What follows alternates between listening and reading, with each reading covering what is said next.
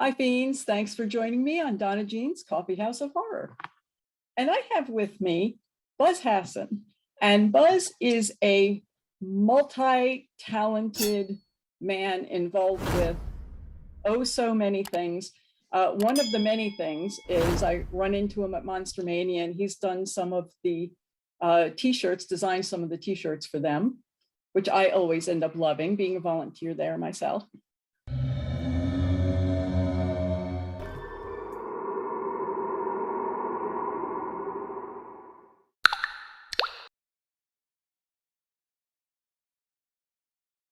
But Buz, you were just talking, and I hit record real quick because I wanted to capture it, about really what's behind everything that you do is just the passion involved with it.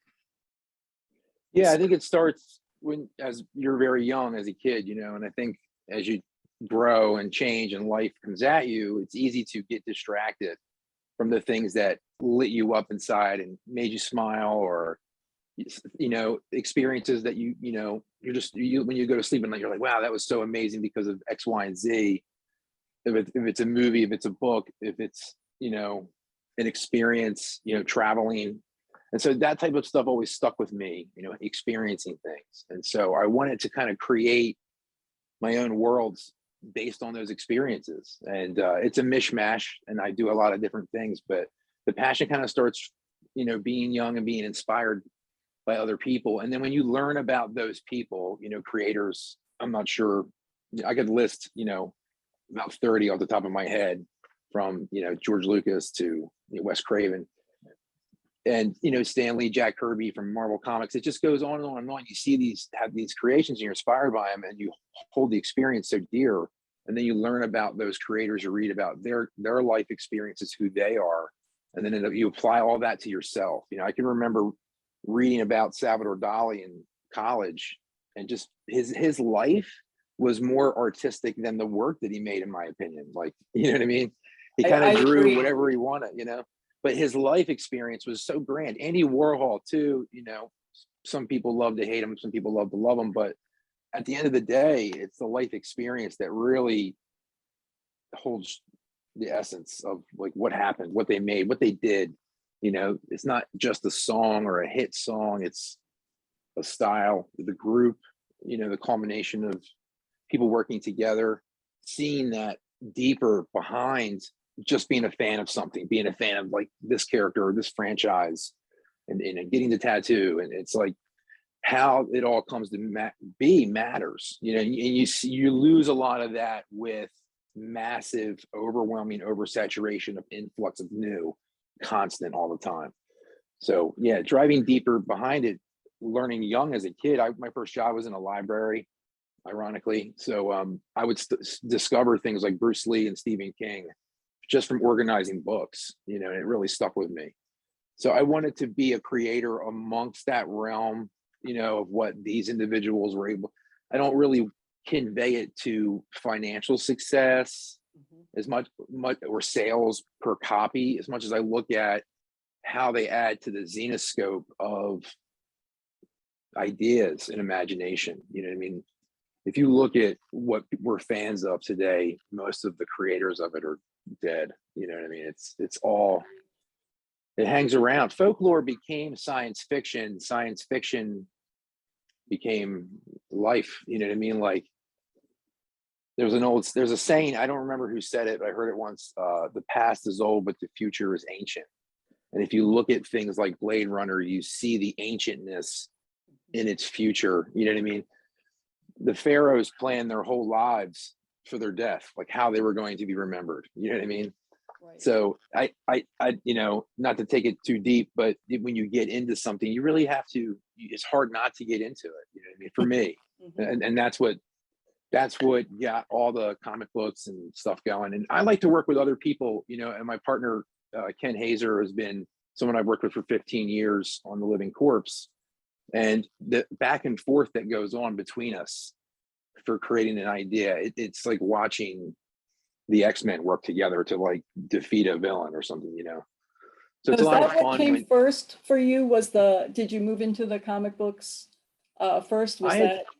Yeah, as a kid, I had the comics were, seeing Spider-Man on the Electric Company on Sesame Street was really big for me as a young child, and then that sort of coalesced into like the cartoons, and then I realized when there were books, I was like, this is continual, like I can get this regularly all the time, and I didn't have the term canon back then, but for me it was like this is its existence in book form. So it's not reprints of old stuff. And when the 90s and the 2000s came, then the reprints came in, but seeing it regularly on the stands at the convenience store, you know what I mean? And grabbing it and being like, this is the next one. And they would introduce characters and you get caught up in the mythology. It's like it's an Americanized version of mythology. A lot of the people that created the stuff, when you look at a lot of the comic creators, they're people who kind of came from nothing and were not believed in and were challenged existentially in their home, their life, the way they grew up. Creators of Batman, creators of Superman, they had very disenfranchised lives, in the 20s and 30s. And so great imagination came in to fill that void. And we're almost 100 years later, Disney's a huge corporation now, but Ub Iwerks and Walt Disney were best friends in art school for animation. It was new, a technology that was new at the time. And they were just young upstarts with a new technology. And you can get into their history later, but it all starts from nothing. I also really love the fact that comic books took bias and kind of like shoved it in the closet. They had not only a woman superhero, but a Black woman superhero with Storm at a time where that just didn't happen. They always challenge the narrative. It's not new at all for comics to be controversial. To get someone to seek it and want to read it in a modernized society, you have to be controversial to get them to seek it out. You have to do something unusual to keep people interested. There's a new character in every issue, back in the day, like the 70s and stuff like that, because they're like, what are we going to get them? How are we going to get them hooked? And you have to do unusual stuff. You have writers like Alan Moore and Frank Miller who do things that jerk the psyche, of people by introducing dark sides of society into the storyline of like people who are very colorful and supposed to be uplifting. So there's so many thin slices of the pie of its creation that it always reflects the society that it's in, with the creators, and it's an unlimited budget to create, the books and the depth of the imagination of the story, and the visuals. So you're limited to a page or however you draw, which is beautiful in itself, because it's like, okay, well, if you had this grand idea, if time and money didn't hold you back in creation, what would you do? You know what I mean? And comics, to me, when I found out how they were made, that's what that was for me. It was an everlasting gobstopper of creation. You could just keep and that's doing it. a mouthful too, because you get your passion, what's going on in your mind, in your heart, in your psyche, and bring it to a reality and bring it to others. I don't know who said it, but somebody said, like, write what you know. Don't try to write. Like, I wouldn't write stories about cultures and lifestyles that I didn't experience. If I read about them, I probably still wouldn't write about them. You know what I mean? Like, I would probably go and experience it. But that's what they say, write what you know. And I always, I would, before the Walking Dead craze, zombies always there was something about seeing life in an unlife form for me.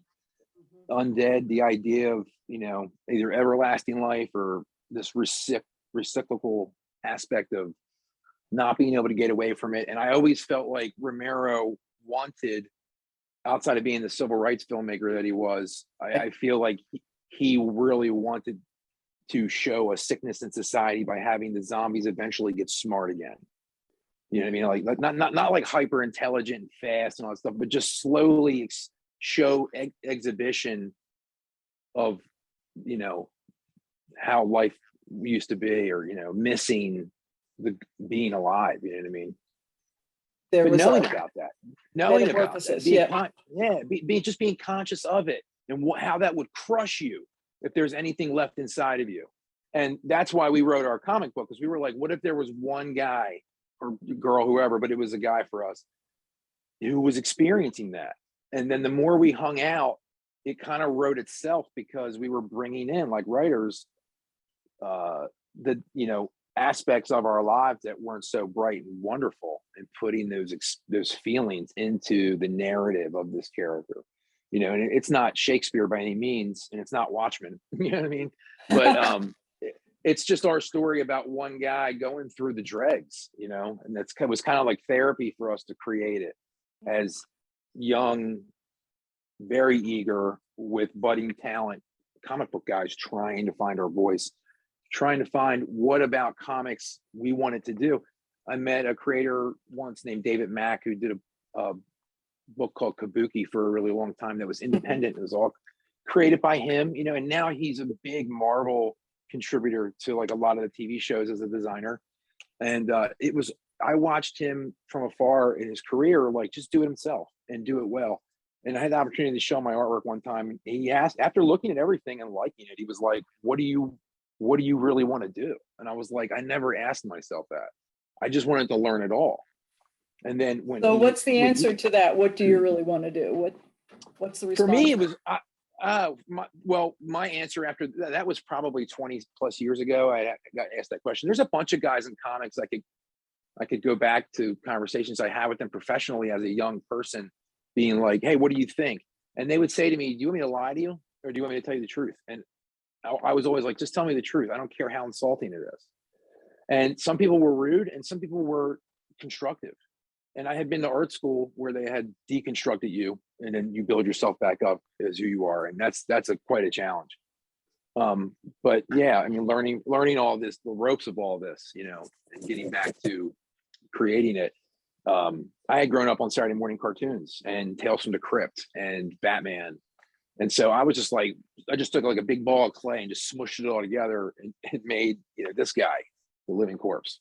So it's kind of like a crypt keeper superhero. I don't know. I don't really know. Me and Ken were into the same stuff. And, you know, a lot of creators are always like, you know, take bits and pieces from stuff you like, but make it new.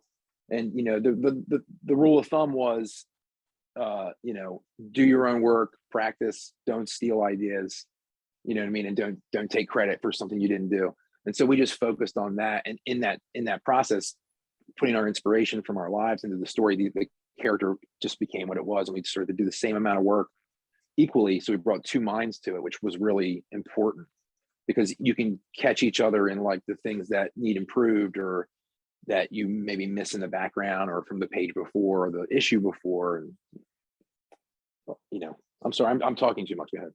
No, you're not talking too much at all. I'm fascinated, and it's really what I would want to be listening more than asking. So I guess as much as anything, you've been doing this. You've had the comic book going for about 25 years. Did you say? I think it's been, you know, off and on, you know, because we both are freelance artists, so we do freelance art for all kinds of different things. Right. This particular book we created in 2005, and ironically, we used MySpace and the budding of social media at its like infancy to promote the character as a fictional character. We were just like, we weren't really too worried about being noticed. Like, look at us, look at our creation. We wanted to get you into the world of it first. That was the most important thing. Almost like a band that the music sounds better than their stage show, I guess, or something. It was about this character. And so we used MySpace of all things to launch it as like an individual that existed. And he would put his life trials on there and pieces of the book. And as we were creating it, and we were making a lot of our books a lot like the guys from the Ninja Turtles, which were just like with a copy machine. We were printing them ourselves. You know, the internet was still fledgling, so it didn't have the access to the Shopify's and print on demands. They didn't exist. We used a copy machine and made small pamphlets and hand them out at Comic Cons and just kept going with it. And I don't know if I mentioned this to you when we were talking about doing this, but there's one thing about having the passion, but also having the skill, you know, how awed and amazed I am when someone can have an idea, but give it life and you can look at it and see it. And I don't know if It's you realize how amazing that is. I'm very fortunate that my parents were young parents when they had me in the 70s. And I think that they were very supportive from the beginning of just any kind of expression or self-expression, whether it was music or dance or comedy or, you know, making others laugh. They you know, they were just nurturing in that way. And I was lucky that I, you know, sometimes they might have been a little overprotective, you know, when I went out into the real world and experienced life. But Yeah. at the same time, creating a bubble where you can create and safely create and without judgment or persecution was really key in allowing imaginations to grow, you know. And without technology and resource and, you know, classic learning tools like books and, you know, some video, you know, you're inspired enough to go out and do it versus sort of chasing your own tail. Because I think creators a lot of time get in their own way, and I have gotten in my own way myself. But eventually, you know, like Bruce Lee, you have to be a master of your emotions, or your enemy will use it against you. Your enemy could be yourself. You know what I mean? So when it comes to creation and passion and moving through it, it's about just sticking to an idea. You know what I mean? And I guess environment is key, but also I believe that believing in it sometimes is enough to make it happen, because you'll put yourself in the place to have the experience. But the skill, you know, what I've learned, and I've been to the big, you know, places like Hollywood and San Diego and all these things, is you have to be amazing just to get to the top. So, and once you're there, it's who you know, because it's a network, you know, and you have to utilize the network in a way that it's hard to read as well. The network changes through the years, you know. When I was a makeup artist, the network I was using was totally different than it is now for makeup artists, you know, which I'm not actively doing, but watching other makeup artists, I'm watching them go through challenges that were totally different when I was into it. So it's always about sort of keeping your ear to the railroad to hear it coming, you know, and That and is one creating. thing I'm fascinated by, because you're a tattoo artist, you've done the special effects and the makeup, you're a t-shirt designer, you know, you've got your hands in the comic books. If I have understand correctly, you're moving in the direction of getting involved with some of the comic book work involved with film. Yeah. And wow, I mean, when you are transitioning from one medium to another, is it something that you tend to like have to leave something behind to pay attention to learning something else? Because it's so much. It's amazing. It is. I had a lot of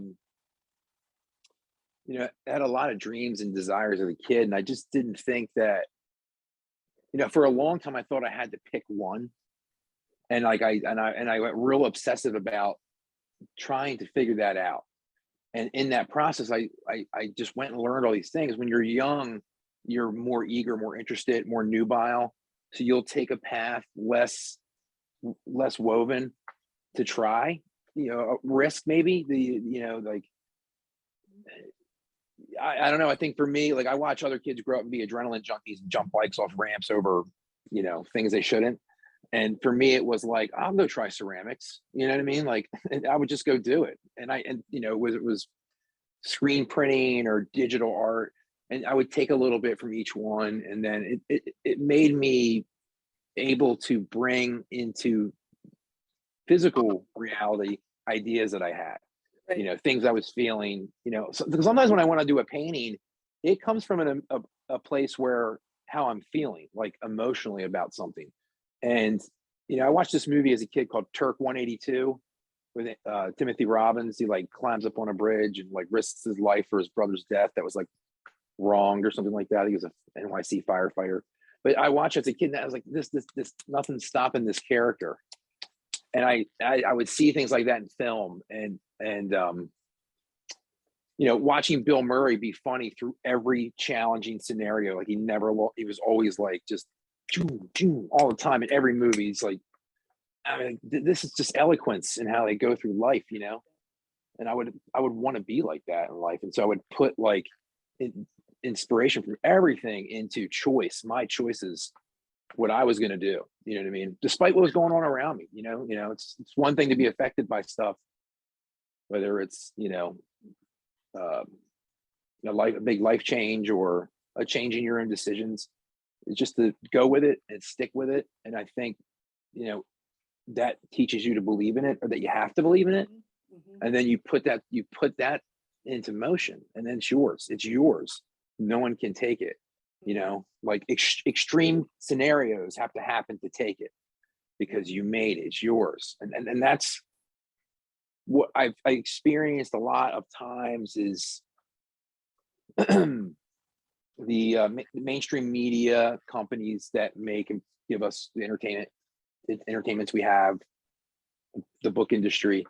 It's a very tumultuous environment. So when you are a creator, you have to hold on to the life rope of it literally for dear life, and if you don't, you'll let go of it, and it's okay to let go of it. It might be not something you don't want to do anymore, but I think for me, what I've done, it's because we wanted it, and we just wouldn't stop. We got, and there was a lot of times when people were like, nah, we're not into this, or you guys aren't welcome. You know what I mean? And I'm like, okay, we'll just keep going. And there were some hard times, but there were some great times when you get noticed and someone wants to, like yourself, talk about what we've done. That's what it's for. It's, we actually got an email years ago. We had it, well, like I was saying with the MySpace thing, we used that to launch it out there, and we were able to attract visual effects producer and director Justin Ritter, who was like working on a lot of independent horror. I mean, independent film at the beginning of social media was starting to become hot, and Right. I blame Kevin. I blame Kevin Smith for a lot of it. Thankfully, he's been a big influence on us too, with the independent spirit, doing your own thing. Rob Zombie as well, very independent still to this day, whether you love them or hate them, they did it themselves. They did it their way. And so we were able to get a film made for our comic book almost simultaneously as we were putting out the first issue ever. It was like, Wow. and everyone around us in comics professionally were 1,000 times more skilled than we were, and looking at us like, who are these two jokers from New Jersey that have a movie deal and have their own comic book? Like, what is it? We've never heard of it. And they were right. It had never happened. It was all happening at the same time. And so when that went into motion, it was like a 7-year process. And it came out, the film was very low budget. There's a lot of issues we can go into later or whatever, or another time. But the film, the living corpse is about, a zombie who comes back and in a zombie plague on town and takes down his own family, except for one surviving member. Well, that's the name of the film, is The Living Corpse. It was called The Amazing Adventures of the Living Corpse. The last minute. Yeah. It was a valiant effort from Justin on the film. They did everything they could. The budget was very, very low. I think if it was a live action film today, it might be a cult classic a little bit, like a B kind of thing, or even a C. But they went in the direction of animation. But the presence in the story was this young boy had grown up to become this hardened man. And he was like looking for his father like his whole life, because the dead are out there. And a mother not far from where we were located like had written us an email about how the movie had like touched her children because their father had passed, and they had correlated like with that experience, which was like, that was another level for us. Like, we were pretty bummed that it was low budget and didn't look great and was sort of unfinished when they had to release it. And it had a wide release at Redbox, ironically, which is great, but also stinks because your movie is sort of like underproduced, and you're like, there it is, But when we got that email years later, we kept doing the comic. We got the email and we were like, wow, did you ever think, like, I never would have thought that that would have been a positive, for someone's like personal life experience. So again, getting back to the passion, you're like, wow, that's pretty impressive. We're like, holy crap, very fortunate to have someone even to affect someone like that. Is there any thoughts or a possibility of maybe that being redone with more of a budget with, the film? Oh, the film. Yeah. Yeah. I think the rights, we actually haven't done anything with the films with our contract since the film came out in 2012. We went to San Diego to promote it. It had a sellout audience, but being an underproduced film, there wasn't a lot of faith in it, because at the time Hollywood was really just snatching up any independent comic rights they could get. Another really good comic, Hack Slash, was one that never got made to a film. The Goon is another one, Eric Powell's creation, which has been a big influence on us. And it's just hard to get your film made, and then you have to try to get it out there. So we had a really good deal with Justin. Justin was awesome at being able to get it in front of people, get money, get it made, and get it out there. But it's like kind of like gambling. Like, you kind of have to, you got to be slick, and you got to know the right time and when and how to do things. And the fact that it happened and it came out and got distributed is a Olympic feat in itself. It's so difficult to do. And we met another gentleman named Gabriel Campisi at that premiere, who we ended up doing another film with called Little Dead Rotting Hood, which was a live action film that was made by the people that make Sharknado and Z Nation and like that quality stuff. So we just have ideas. We have all these ideas, and we don't have enough time to do them all. And so from way back in the early social media days, getting involved in film, like, these guys love to hear ideas, like film people love to hear ideas. I love conspiracy, you know what I mean? Like, when we were knee deep in all of it, and we were just like trying to create stuff, and the movies happened, and it was amazing that it did, because we both came from small town America, and we're just like, lucky, I guess, or maybe it was destiny. But I still speak with Justin today. Me and him have a skateboard company that we're going to launch in the future. And he's not involved in film anymore too much, but he's like our ace of how to get movies made. Gabriel is another one, the writer on Little Dead, which was a comic book idea that got shot down by a company that we were working with. They didn't like it, so we just leapfrogged them and went and made a movie about it. We're going to do it on our own. Yeah, exactly. You see places, people, and you see like, hey, I have an idea that I'll bring you in on, and you can create with us and we can make it. And then money starts changing hands, and then you get contracts, and it's like, okay, this is actually happening. I hope it's going to be good. I thought Little Dead was a lot better than Living Corpse, because I think live action holds up better over time. Because I'm a big fan of Mystery Science Theater, so I'll watch any movie. Mm-hmm. Yeah. So we were really lucky that we got to do live action, and the experience between doing animation and live action as designers and creators was equally enjoyable and equally impressive and awesome. But I think that just live action holds up better over time, obviously. So I would probably not want to do animation again. So if we ever, pretty soon, I think the rights revert back to us, and we do plan to do something fun with the character in live action soon, in the form of short video, probably, just to create, and then we'll go from there and see if anyone's interested. But when my son was little, we grew up watching the Aquabats and Yo Gabba Gabba. And so watching the California art movement turn that show into because one of the guys from Devo was attached to the music. And so there's this real funky street art vibe to the performance for children about learning dance, play. And it reminded me so much of Jim Henson that I taught my son a lot about life and art and character and music and experience through these shows. And so we want to do something similar in I don't even know what style you would call it. It's kind of gonzo-y, but we might do something.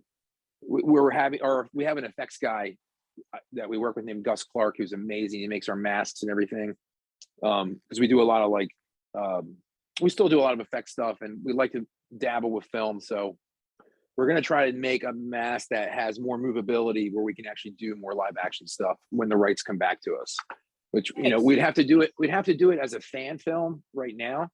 once we get the rights back through inactivity, yada yada, we will do like something live action with it again. Like we've always wanted to, because it's a multimedia sort of world now with the phones, and you can do so much. And our colorist Blair Smith actually makes a lot of music video content for bands, and some of his production quality to like what he's doing is this really cool sort of 60s psychedelic mixed with horror and music. And I think we're going to do something like that, which I will be just fun. have to say, a lot of times when you've been talking, in the back of my mind, Hunter Thompson's been trying to kind of embed his way into. I keep hearing various things like the living the experience, you know, is the art, and the gonzo realities, and it's like, yeah, there is a lot to that, a lot to living the experience of the art. Yeah, I've always been an honest person, you know, like I grew, my father was a Marine, and I learned a tattoo from a gentleman who was a former police officer. And so there was always this impeccability that was expected from me as a young man. And when I come to creation and I come to comics or cons, or if I'm working on film stuff with people or process, I just try to bring that authenticity and due diligence into those creative processes. And I think that's why I'm so busy, because you get what you pay for with me, you know, and I'm just trying to stay solid with that, because I grew up around a lot of people who had who were older than me. They were like my father's relatives, and they were amazing, like sort of legacy people in my life.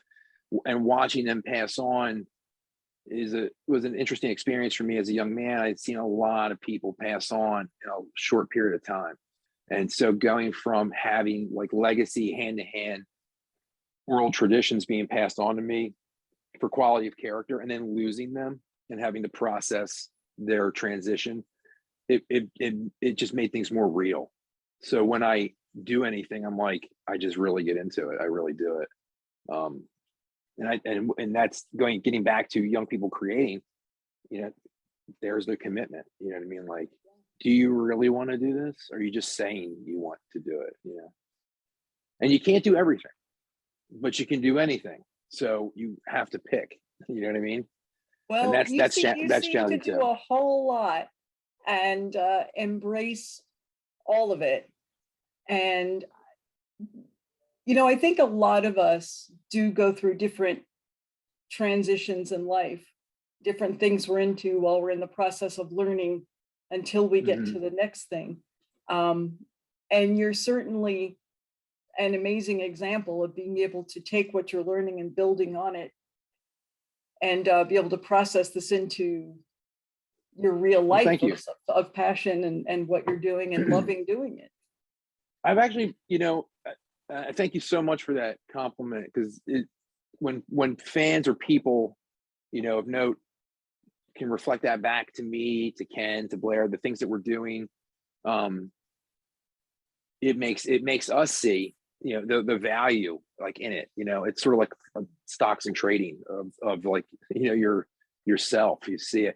It's the only reason why I do the conventions, is really like, you know, to do them. You know, Jack Kirby, who created most of the Marvel stuff that people are a fan of today, the artist, he's often forgotten over Stan Lee's, you know, impeccable appearance and grandeur, which stands great. But Jack, when he went to conventions, he didn't draw or wasn't worried about selling anything. He was meeting people. What do you think of the books? You know, what's your favorite? You know what I mean? Because he had created like Fantastic Four, Thor, Hawk, X-Men. You know, it was like nonstop Avengers. This is the guy, you know, and he didn't even start till he was 40, which is what I think a lot of people don't know, is like these guys didn't make the stuff that they were already like, you know, like later in life. And it's never too late to create anything. It's never too late to do anything, because it just doesn't matter, you know. I think a lot of people, they're like, oh, you gotta start young, And it's like, you gotta start now. You can start now, like whenever it is, and whenever you want to do it, now's the time. That's exactly it. Yeah. Yeah. So, you know, that's when things get in the way, and, you know, self-judgment of what you're creating. You know, you do have to have an internal editor, but, you know, a determined vigilance is important, but not paranoia about what you're doing. You know, paranoia is a constant state of it's never good enough, or it's this or that. But the determined vigilance is like, all right, I'm going to work hard on it for this much, this amount of time. You see it in celebrities with like the way they train. You see it in athletes, and these individuals are held up as the pinnacles of society, but it can be just the individual.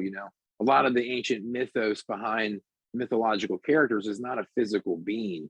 The art and the statues taught society that's who they were. Their eyes were made, were given no pupils in the statues because it was supposed to depict a position of immortality to the idea of what they represented. And they're not people.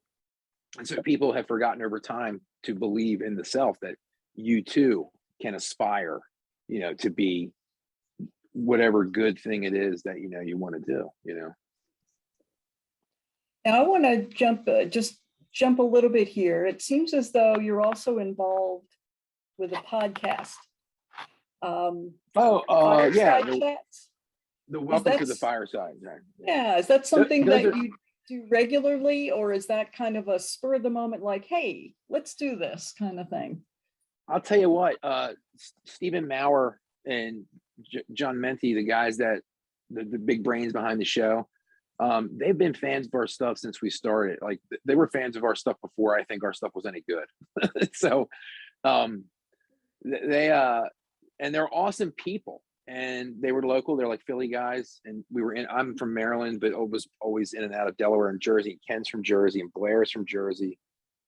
So they were like our Comic-Con group, but we loved horror so much that we were always at Monster Mania. They've attended as fans, but they've never represented themselves there. But we did a bunch of booth shares with them at like the Wizard World level, and we had so many great times. And they're just super fans, and their podcast is all about what's current and contemporary with like comics, whether it be toys or collecting, or the shows or the movies, or even the comics themselves.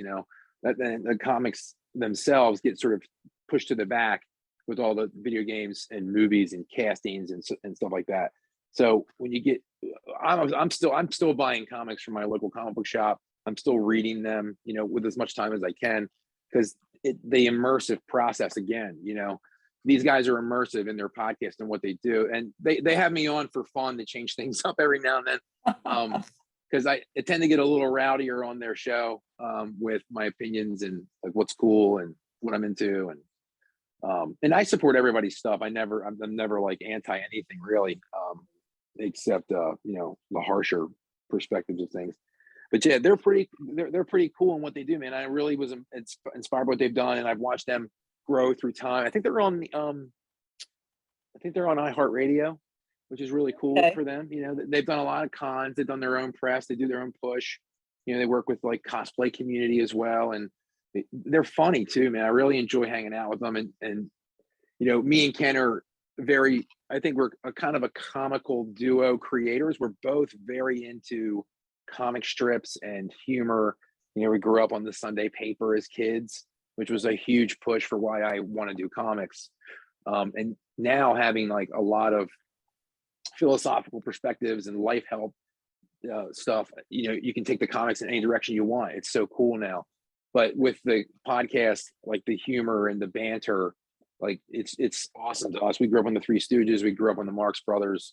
I liked anybody funny as a kid, and it's a treat to be able to hang out with those guys because they have that same wit, and but they're super fans too. They're not like just making fun of stuff, or they're diehard fans. They all have their favorite characters and stuff. I've tattooed them, and so yeah, they become like an extended family for us in the community, and that's important to pushing what you do, is building a community and respecting it and taking care of it and checking in on people and supporting other people. Support begets support. If you support other people, they support you. Exactly. Again, you got to still have that, work ethic and due process, because if it's, there's a lot of stuff out there these days. So if it's not a good quality content to what you're creating, you'll see that in reaction. So you have to work hard and study and immerse yourself in what you're creating. But yeah, the podcast guys, I love them. Go ahead. I'm sorry. No, I was just going to say, and working with the Fireside has been really cool. They actually got behind publishing a book for us, The Living Corpse, The Hex Files. You can Awesome. see that. Yeah. So this cover is actually it's an homage cover of Amazing Spider-Man 316, which Todd McFarlane drew. He's the creator of Spawn. A lot of people know. Big fan of his work. It's also the original Amazing Spider-Man issue was written by David Michelinie, who was actually the author behind this issue. So we had the opportunity to work with him, which was amazing because you're like an independent and you're pushing your stuff. And you know, the Fireside guys were able to provide financial support to the book, which was awesome. So we featured them in the back of it. It's actually kind of hard to see, but we featured them, the crew of them in the back of it in a 3D. And they actually released 3D glasses to go with this issue so that you could see them in 3D, which was fun because I grew up on the Jason 3D and like the Freddy and stuff. And it's like, I wanted to do it too. So me and Steven had the idea to put it together. He worked really hard to develop the glasses. And then the back Ken's idea was to do a flip cover. So you can get a sketch on the back of this and you have like the regular cover as well, which is the homage of a famous cover. So we try to really just pack everything you can, you know, any fun into one comic. So we have the Fireside guys to thank for that. And having it written by a famous Marvel author was a real treat for us because we've never really been able to get work from the big companies. We've always been independent. So it was, me and Ken are big fans of David's work because he's the co-creator of Venom, the co-creator of Taskmaster, who's the villain in the Black Widow movie. He's the one that wrote the arc on Iron Man where the technology gets stolen called Armor Wars, which is coming out soon. This guy's just a maverick for writing. And he's an older gentleman from Delaware. And I had some mutual collectors who knew him and were able to introduce us. And over a period of years, we became acclimated to the community again. And one day, Venom, the movie was coming out. He was at the Cat Blue Hen Comics, signing comics. And the owners asked me to hang out with them to draw for people while they were waiting in line. And I went right over to him. I'm like, I don't know if you remember meeting me, but I was like, if you're for hire, I was like, I would love to hire you to write. I don't know if you like only write Marvel and stuff like that. He was like, no. And we had this big conversation about working independent. And he had that same, being a writer since the 60s for Marvel and DC, he had that same understanding of the passion behind being an upstart and trying to do things yourself, your way. And I just couldn't believe it. You know what I mean? I've had a lot of experience with creators where they're like, get out of here, kid. You know what I mean? Or this is crap, get next, you know? And so experiencing that with him was like, holy shit, we're working with a Marvel legend. Like, we don't even need Marvel anymore. We have a Marvel legend with us. And he's amazing. And watching him write and just reading his emails, you feel like you're reading a Marvel comic book because he wrote Spider-Man for over 30 years. So when you're reading his emails, I listen to it in Peter Parker's voice. And it's just an email about my own stuff. You know, That's so great. you can tell he's the real deal. So but for us, it's like we've always been trying to pretend we're the real deal, I guess, or it's sort of, you know, like pretend until you can make it happen. But David's the guy that's done it, or one of many, and such a generous, amazing individual. We got to share a convention booth with him at Baltimore Comic-Con. Ironically, me and Ken debuted our comic at Baltimore Comic-Con, you know, was it 15, 16 years ago. And after publishing 3 graphic novels on it and the 2 films, no one would give us the time of day, like to be noticed or listed as a guest. Like, we were pushing to get more exposure. We worked with other companies. We were at VIP parties. The con, like, as much as I love the show, they wouldn't put us on because we hadn't had that viral hit. And when we got David to write that issue, we brought him with us to the con and we put it out there. And then all of a sudden our email blew up with emails from the con being like, we heard you have David Michelinie in your booth. And we were like, yeah. And so they were able to put us on for the show. And it was just awesome to be next to him as the legendary Amazing Spider-Man author, Avengers author that he is. He's also the only writer to ever write the comic series for both Marvel and DC at the same time. That's impressive. Yeah, but here's the thing. It was the marriage of Peter Parker and Mary Jane and the marriage of Lois Lane and Clark Kent. He's the only author in the comics history to write both. It's crazy. His Wikipedia is anyway. Yeah. But yeah, working with him was fascinating. Yeah. That's working with him was amazing. So we just keep trying to do things different. You know, we're actually working on something now that I can't talk about like even a little bit. And when it happens, it's the next thing up for us creatively. Well, maybe when it happens, you can let me know and we can talk about it. No, we absolutely will. I think a lot of what we learned from Hollywood people was that you can't spoil it before you're ready. Yeah. So we just try to keep things hush. It's burning a hole in my brain because I want to share with everyone, because I think that for what this is about, I think it's like the next phase for, you know, the people that are involved who are of very note in the horror industry. And it's a really cool thing. It's another legacy thing for us. And that's what we keep working in. So, you know, when we drop the name, everyone will know who it is. You know what I mean? It's going to be like, you're not going to have to figure it out. But I will tell you that it is a really cool idea that we came up with Dave Hagen from Monster Mania. And we came up with it during the quarantine, which was a really dire time for people. And so Dave and the family at the show are you know, we're huge fans of, and we've loved going to the show and the community they provide. It's just been awesome. In antithesis, it's not me telling any tales to say that Dave is a good friend. And yeah, I know. In fact, I consider the Monster Mania family really are a family. And yeah, I saw that. I saw that early on as like a fan. I would attend the show and I would feel that too. And then we got asked to work the show with a company no longer exists, and that was our first into it. And we just sort of took over, like, you know, hey, we should attend the show as professionals too, because we're doing this comic book and here's this community. And then it took off from there. And everyone we've met along the way has been integral, yourself included now, in helping us like kind of get out there what we're doing, you know, and because it is one person at a time. So to build something independent, you know. Let me ask you something, because I'm curious.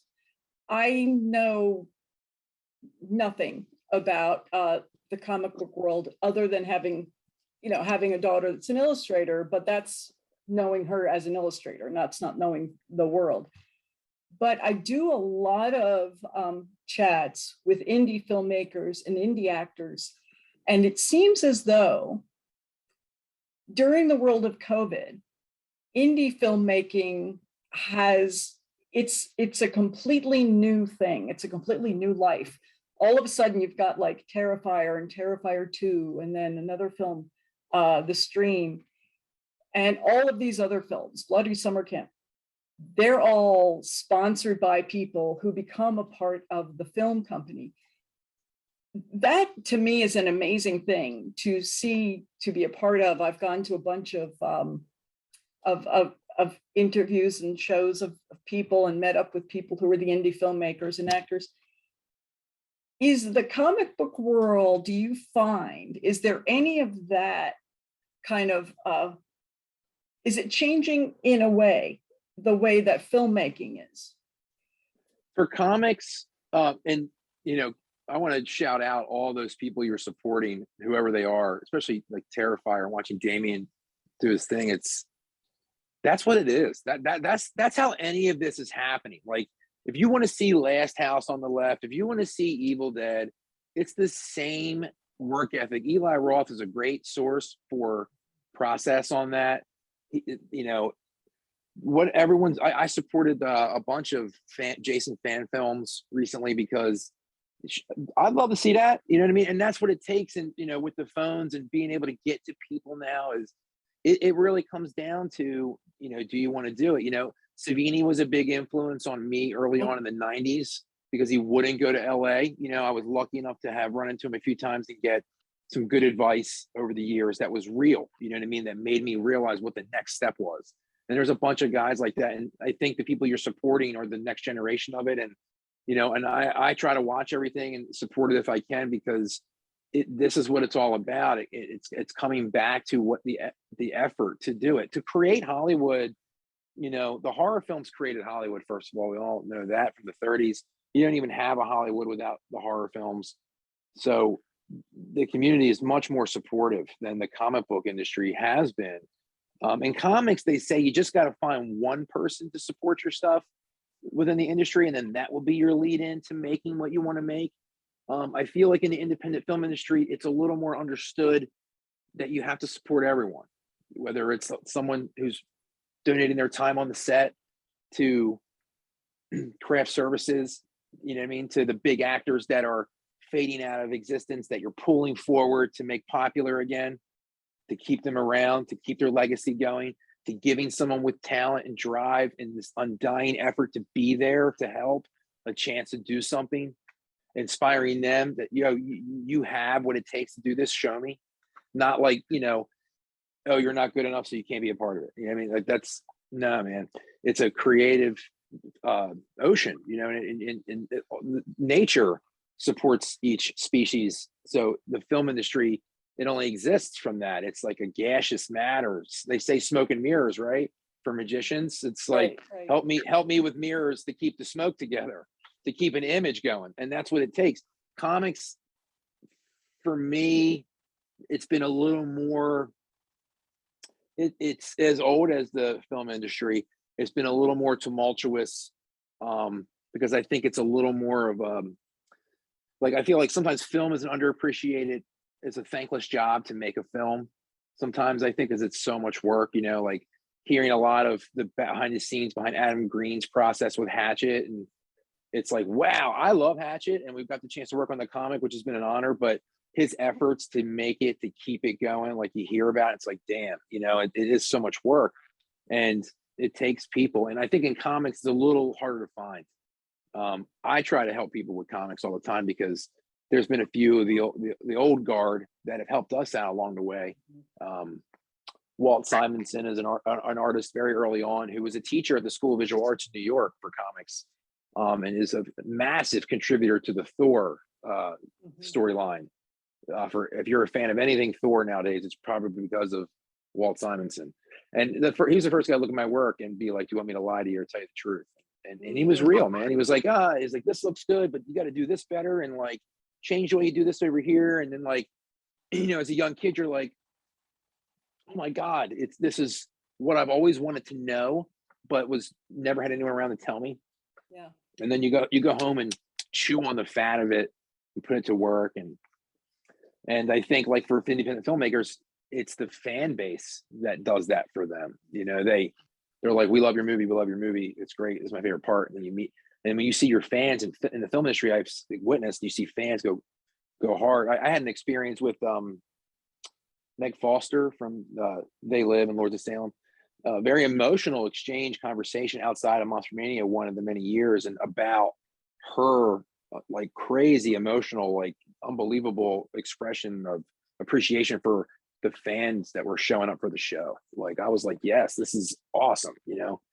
So the support, the support's a little harder in comics, but if you can find a few key people, you stick by them, you work together, and just like film, I mean, you try to work with the same people kind of over and over again. You build your network. I gather from you going to shows and you being familiar with the shows, you see a lot of that. There is an overlapping fan base between the world of comics, between the world of horror. And I have not read the Hatchet comics, but Hatchet, or they're one of my favorite franchise. And Victor Crowley's actually one of my favorite movies. It cracks me up. I know a lot of people who haven't seen it wouldn't understand that. It's a different film, but it's part of the story. You know, you're just getting and it has its hilarious moments that, you know.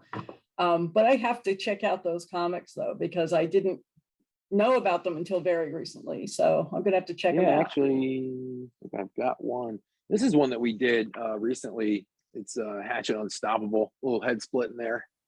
Little head splitting. All right. Adam actually, we don't interact with Adam directly, but through our publisher and writer, the writer of the book, Jim CHoH, and the publisher behind American Mythology that puts the book out. It's another shot of another hatchet. And I'm not sure who the artist is on that, but that's pretty cool. That is very, very cool. Yeah. They're doing some fun stuff. You know, Adam allowed us to basically just roll with it.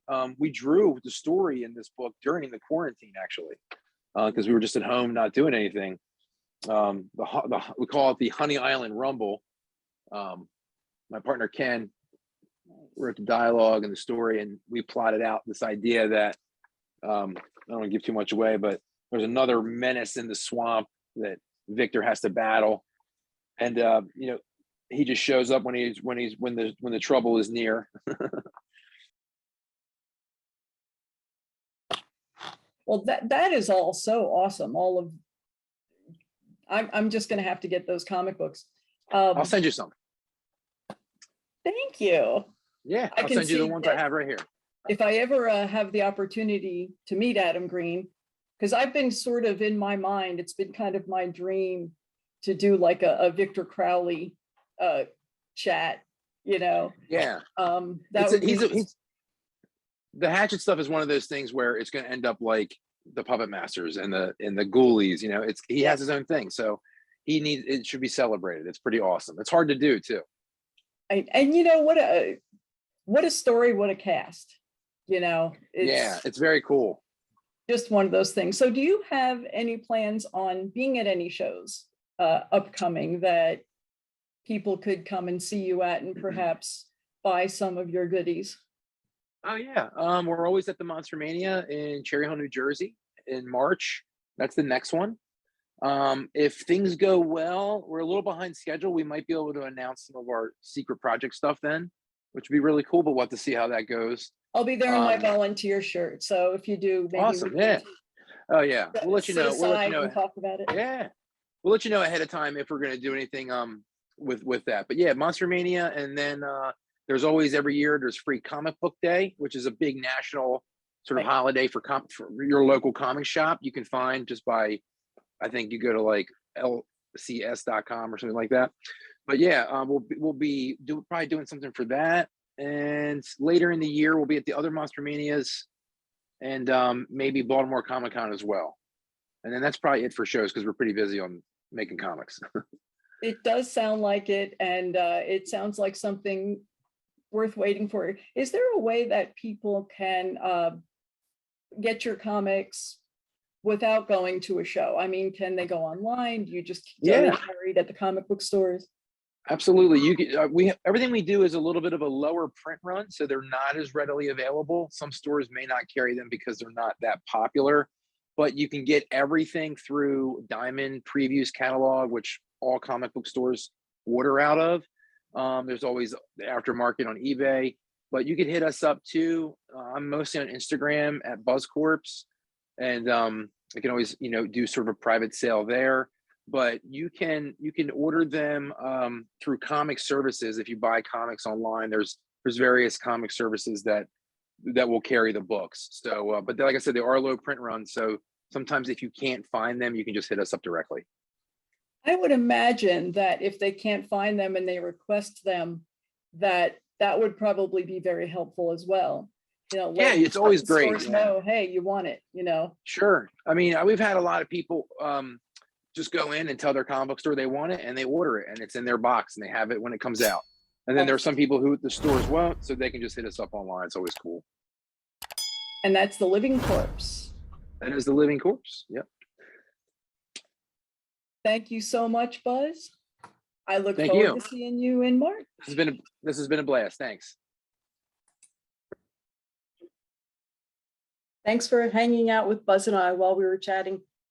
You know, I think that man is less like a man and more like a force of nature. So much awesome. It's just so much awesome. And remember, I was promised the comics. The Living Corpse. I can't wait to run into him and his whole crew in March at Monster Mania. Monster Mania.